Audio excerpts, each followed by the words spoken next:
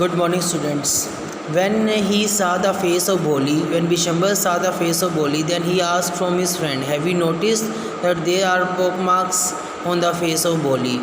Then he said that, "Then what happened? You are also not a young person."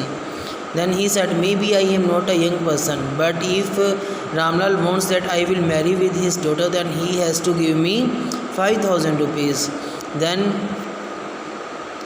Then Ramlal, he said all the things to Ramlal. Ramlal put his turban at the feet of Bishambas, that it is don't do my insult. I do not have 5,000 rupees just now.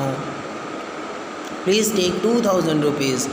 But he said that no, I want only 5,000 rupees. If you can't give 5,000, then I will go back with my party. Then he went in, he opened his safe, he counted the note, he put the bundle of 5,000 rupees at the feet of Bishambarnath.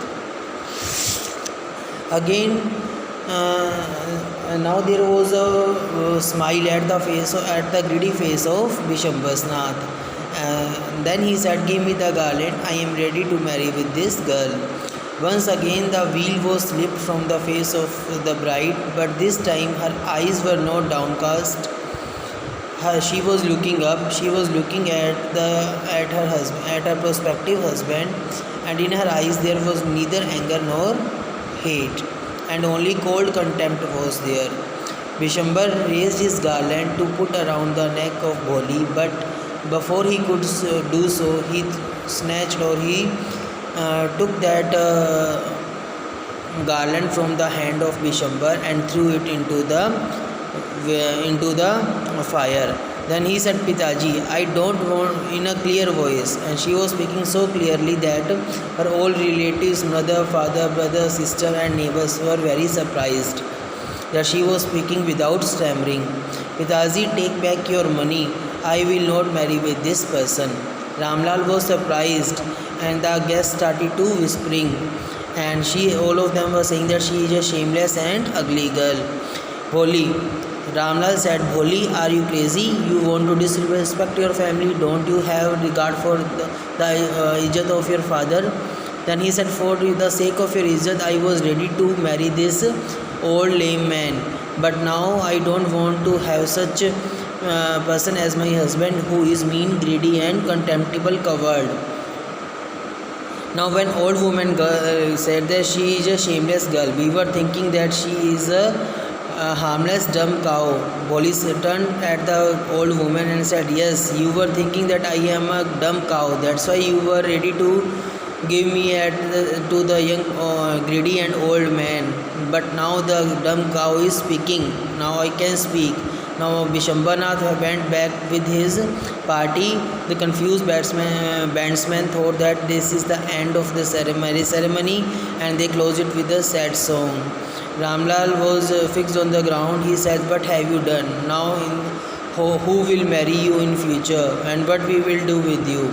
Then Sulekha said in a clear voice that, "You don't worry, father.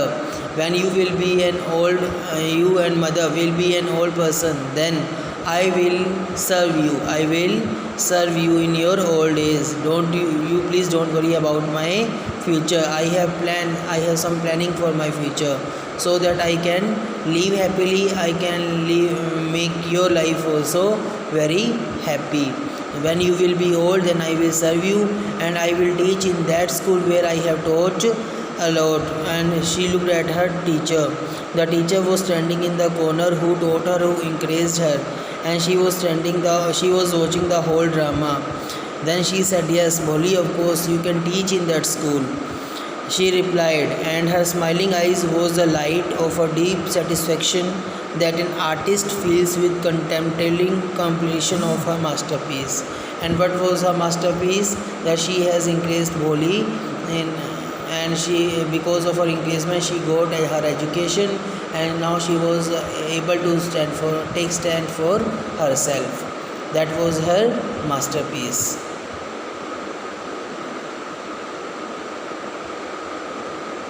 I think so. Now there is no doubt in this chapter.